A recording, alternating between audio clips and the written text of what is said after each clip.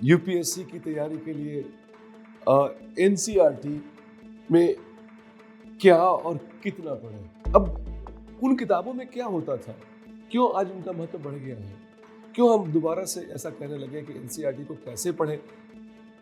पढ़ें या ना पढ़ें ये सवाल ही नहीं रहा। बेसिक टॉपिक्स जो भी मिलते हैं उन टॉपिक्स को आप लिस्ट कर दीजिए। आपको कहाँ से पढ़ना है वो मैं बाद में बताऊंगा। अभी तो देख लें कि एनसीईआरटी में है क्या, और कोई चीज़ रिपीट भी हो रही है तो कहाँ रिपीट हो रही है। आज हम एक बड़े प्रश्न की तरफ चलते हैं। बड़ा प्रश्न ये है कि यूपीएससी की तैयारी के लिए एनसीईआरटी में क्या और कितना पढ़ें। चलो एक चीज तो सेटल हो गई, ये कि एनसीईआरटी की पढ़ाई जरूरी है, बट क्या पढ़ना है, कितना पढ़ना है, ये प्रॉब्लम अभी भी रह गया। आपको कहीं भी आप किसी से बात करो, किसी भी सक्सेसफुल कैंडिडेट से बात करो, किसी भी मेंटर से बात करो, किसी भी टीचर से बात करो, सब लोग आपसे यही पूछते हैं एनसीईआरटी पढ़ा क्या है। कुछ ऐसा लगता है कि एनसीईआरटी अगर नहीं पढ़ा तो संभवतः जो आप करने वाले हैं उसका आपने ABCD भी नहीं पढ़ा है अभी। आई सपोज ये हमेशा से ऐसा नहीं रहा है, लेकिन जैसे जैसे मैंने देखा ये 2013 के बाद खास करके जब से जीएस ज्यादा से ज्यादा होने लगा है, as far as total scheme of things में जीएस का बोलबाला बढ़ गया है, तो एनसीईआरटी का भी बोलबाला बहुत बढ़ गया है। मैं बताऊं कि एनसीईआरटी का भी बोलबाला बढ़ गया और केएसजी का भी। केएसजी का यूं कि हम शायद पहले शुरू से जनरल स्टडीज पे ही केंद्रित थे। उन दिनों जनरल स्टडीज की पूछ ज़्यादा नहीं होती थी तो हमारी भी पूछ थोड़ी कम थी, लेकिन जैसे जैसे जीएस की बात बढ़ी हमारी पूछ भी बढ़ी और एनसीईआरटी की भी पूछ बढ़ गई। खैर ये अलग बात है। आज मैं आपसे ये बात करना चाहता हूँ कि एनसीईआरटी को कैसे पढ़ें। देखो एक बात तो बिल्कुल ही स्पष्ट है कि एनसीईआरटी को आपके लिए प्रिंट नहीं करते। एनसीईआरटी बच्चों के लिए प्रिंट किया गया था और आपने एनसीईआरटी पढ़ी भी है। अधिकांश लोगों जो सुन रहे हैं मुझे अभी, अधिकांश लोगों ने एनसीईआरटी को पढ़ रखा है as part of their school curriculum. छठी सातवीं आठवीं जमात में आपने एनसीईआरटी पढ़ी है, या एनसीईआरटी नहीं तो एनसीईआरटी जैसी किताबें पढ़ी हैं। अब उन किताबों में क्या होता था, क्यों आज उनका महत्व बढ़ गया है, क्यों हम दोबारा से ऐसा कहने लगे कि एनसीईआरटी को कैसे पढ़ें। पढ़ें या ना पढ़ें ये सवाल ही नहीं रहा। कैसे पढ़ें और क्या पढ़ें ये सवाल आ गया। तो मैं वैसी स्थिति में आपको बताना चाहूंगा कि अधिकांश जो कंसेप्ट हैं जिनका जनरल स्टडीज में यूज होने वाला है, चाहे वो इकोनॉमी से लेकर आ जाए, आपने टेक्नोलॉजी से लेकर के आ जाए, इन्वायरमेंट से लेकर आ जाए, कल्चर से लेकर आ जाए, हिस्ट्री से लेकर के आ जाए, या किसी और भी भाग से लेकर के आ जाए, उन सभी मुद्दों का जो बेसिक कंपोजिशन है, बेसिक एक्सपोजर है, बच्चों को +2 तक आते आते दे दिया जाता है। सो आपने उस समय तो उसको पढ़ लिया होगा या उसमें से किताबें पढ़ी होंगी जिसके जरिए आपने वो उस 8वीं जमात को पास कर लिया, 9वीं जमात को पास कर लिया, 10th का बोर्ड निकाल लिया आपने। लेकिन अभी जो आपका ओरिएंटेशन होने वाला है वो थोड़ा अलग होने वाला है। आप उसको सीधे एग्जामिनेशन के लिए नहीं पढ़ रहे हैं, ऐसा नहीं है कि इस चैप्टर से ये क्वेश्चन आते हैं, ये क्वेश्चन ही आएगा।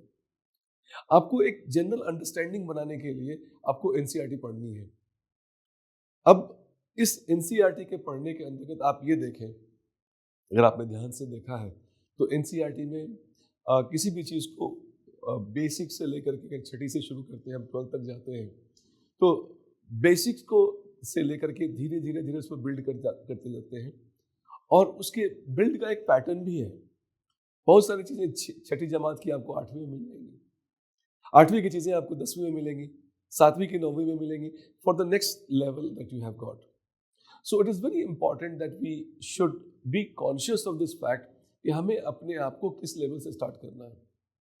और अगर एनसीईआरटी को कैसे पढ़ना है तो हमें ये समझना होगा, क्या पढ़ना है तो हमें ये समझना होगा कि एनसीईआरटी में है क्या। आज मैं आपसे रिक्वेस्ट करूंगा, अगर आपके पास एनसीईआरटी है, पहले से आपके पास वो उपलब्ध है जैसे, तो उसके लिए मैं चाहूँगा कि आज आप बैठ करके इस वीडियो को सुनने के बाद एनसीईआरटी के टॉपिक्स को एक जगह लिस्ट कर लें। जितने भी टॉपिक्स आपको मिलते हैं सब टॉपिक समझ जाइए। बेसिक बेसिक टॉपिक्स जो भी मिलते हैं उन टॉपिक्स को आप लिस्ट कर दीजिए, और उन टॉपिक्स को आप लिस्ट करते चले जाइए 6th से लेकर के आगे तक की जमात 12th तक की। आपको कहाँ से पढ़ना है वो मैं बाद में बताऊंगा। अभी तो देख लें कि एनसीईआरटी में है क्या, और कोई चीज़ रिपीट भी हो रही है तो कहाँ रिपीट हो रही है। सबसे पहले एनसीईआरटी में क्या है इसको जानना ज़रूरी है। आज मैं चाहता हूँ इस वीडियो को सुनने के बाद आप ये एक काम ज़रूर कर लें कि उनकी एक लिस्टिंग कर लें। ऐसे जनरल बहुत एडवाइस है लोग देते हैं कि ये कर लो तो ये ऐसा हो जाएगा, आप प्रोटीन खा लो तो आपके डोले बन जाएंगे, बट उससे थोड़ी बनते हैं। खाने से आपको वर्जिश करनी पड़ती है, एक्सरसाइज करना होता है, मेहनत करनी होती है। तो मैं वो वही मेहनत करवाना चाहता हूँ आपसे। मैं वही चाहता हूँ कि आप करें। मैं आपसे ऐसे सिर्फ बोल दूँ कि एनसीईआरटी में जाकर किताबें पढ़ लो, इससे कुछ ज़्यादा कुछ होने वाला नहीं। ये वैसे ही एडवाइस होगा जो मैं आपको अभी प्रोटीन खाने की दे रहा था। That's not going to happen. Do it yourself. List करो आज सब बैठ करके कि एनसीईआरटी में क्या क्या चीज़ें हैं। दूसरे लेवल पर मैं चाहूँगा कि आप क्या करो कि यूपीएससी का सिलेबस को बहुत ही अच्छी तरह से उसका अध्ययन करो, और जिस टॉपिक को आपने लिस्ट कर रखा है पेज के एक साइड में, दूसरे साइड में लिस्ट करो कि यूपीएससी के कौन कौन से टॉपिक यहाँ पे लगते हैं। तो सेकंड कॉलम जो आपका तैयार होगा वो तैयार होगा कि यूपीएससी का पीटी में या मेंस में ये सिलेबस यहाँ से लगता है, ये सिलेबस यहाँ से लगता है, ये सिलेबस यहाँ से लगता है, ये सिलेबस यहाँ से लगता है, ये सिलेबस यहाँ से लगता है। तो एक बार जब आपका दोनों का एक पैटर्न तैयार हो जाता है कि एनसीईआरटी में क्या मिला है और मेरे सिलेबस में क्या डिमांड किया गया है, आपको बहुत सारा काम आसान हो जाएगा। वरना वो कुछ वैसी एडवाइस होगी कि आप समंदर में बहुत मछलियां हैं, मछलियां जाके मार लाएं। ऐसे थोड़ी होता है। जंगल में बहुत सारे फल हैं, जाकर के फल लेकर के आ जाए। नहीं, you must be very specific, you must be having a clear idea कि मैं किस ओर जाऊंगा जहाँ पे मुझे मछलियाँ मिलेंगी, कौन से दिशा में जाऊँ जंगल में जहाँ पे मुझे फल मिलेंगे। I think that is very important, and these two things which I am talking about which is very special, and I am mentioning this for the first time that you must collect these two things together. एक बार जब ये हो जाता है तो next level पर जो आती है बात, ये तो हो गया यूपीएससी के लिए, ये तो हो गया एनसीईआरटी के लिए। अब आपको अपना तीसरा जो कॉलम उस पेज का होगा उसमें देखना है कि आपको कहाँ पर स्ट्राइक करना है, आपकी अपनी ज़रूरत कहाँ पे है। फर्ज कर लो कि आपने इकोनॉमिक्स में वो कर रखा है, ग्रेजुएशन कर रखा है, मास्टर कर रखी है, तो इकोनॉमिक्स के आप 6th और 7th स्टैंडर्ड की थोड़ी किताबें पढ़ेंगे, वहाँ से थोड़ी टाइम निकालेंगे। आपने मान लो कोई अगर हिस्ट्री पढ़ रखी है तो हिस्ट्री की थोड़ी बेसिक्स में जाएंगे आप। वहाँ पर आपको डिसाइड करना होगा कि किस लेवल पर मुझे कहाँ से स्टार्ट करना है, किस चैप्टर के, किस क्लास के, कौन सी बुक से कौन सा चैप्टर पढ़ना है मुझे। वो थर्ड कॉलम जो होगा उस पेज का, दोबारा बताता हूँ, पहले कॉलम में आप लिस्ट कर रहे हैं एनसीईआरटी के जो भी टॉपिक है, सेकंड कॉलम में आप लिस्ट कर रहे हैं कि सिलेबस के कौन कौन से पोर्शंस वहाँ से मैच करते हैं, तीसरे कॉलम में लिख रहे हैं कि आपको आपके कहाँ पे ज़रूरत है, कहाँ से आपको स्ट्राइक करना है, और वो अपनी रिक्वायरमेंट को आप लिख लें तो आपका एक रोड मैप तैयार हो जाता है। ध्यान रखें, रोड मैप तैयार हुआ, यात्रा आरंभ नहीं हुई है।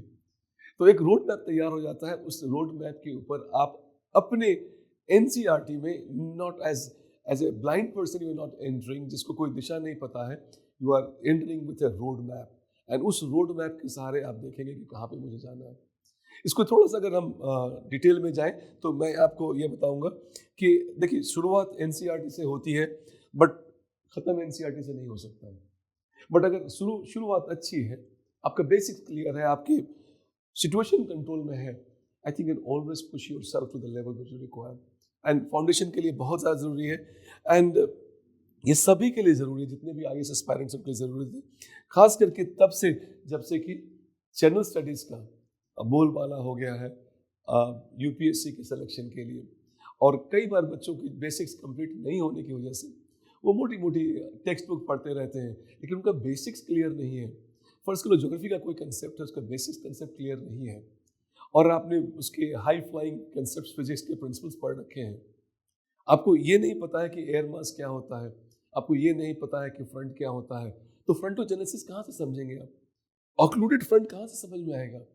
और वो सारी बेसिक चीज़ें तो आपको एनसीईआरटी में मिलती है।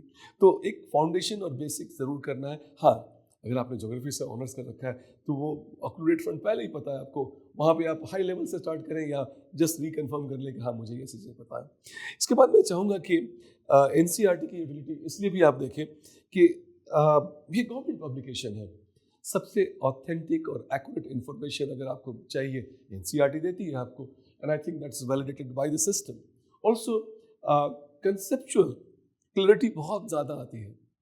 खास करके एक चीज़ देखो आप, ये जो एनसीईआरटी के जो प्रोफेसर जिन्होंने लिखा है, बताऊँ मैं आपको, ये NCERT is not written by anybody, usually there is a team of people. आप एनसीईआरटी किताबों में देखोगे उनकी टीम होगी, और मैं इंडिया के हु इज हु है उस सब्जेक्ट के, हिस्ट्री में हु इज हु है, ज्योग्राफी में हु इज हु है, इकोनॉमिक्स में हु इज हु है, और ये सारे बड़े लोग हैं, वो उनकी बड़प्पन इसमें होती है कि वो बड़े से बड़े कंफ्यूजिंग से कंफ्यूजिंग कंसेप्ट को बच्चों को समझा दें।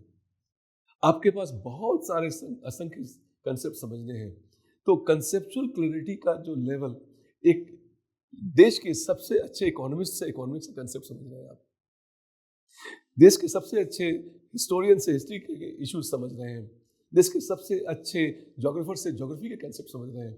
It is beautiful for conceptual clarity specially, which is very much needed in your general studies requirement. वो आपको एनसीईआरटी से ज़्यादा बढ़िया कहीं नहीं मिल सकती। इसके अलावा इसकी जो अलाइनमेंट मैंने आपको बताई अभी, सिलेबस से अगर आपने कर लिया है तो आप उस प्रॉब्लम से बाहर निकल आते हैं, जबकि उन्होंने इस किताब को, ध्यान रहे, इस किताब को आपको ध्यान में रख के नहीं लिखा था, वो लिखा था उन बच्चों को ध्यान में रख के। तो अगर आप इसको ढाल लेते हैं, ढाल पाते हैं कि मुझे इसमें क्या ज़रूरत है, जो 3 कॉलम्स मैंने बताए आपको, उसके सहारे, तो NCERT becomes your document and your document for the purpose of this examination that you're going to go for, and that is where I would like you to make its alignment.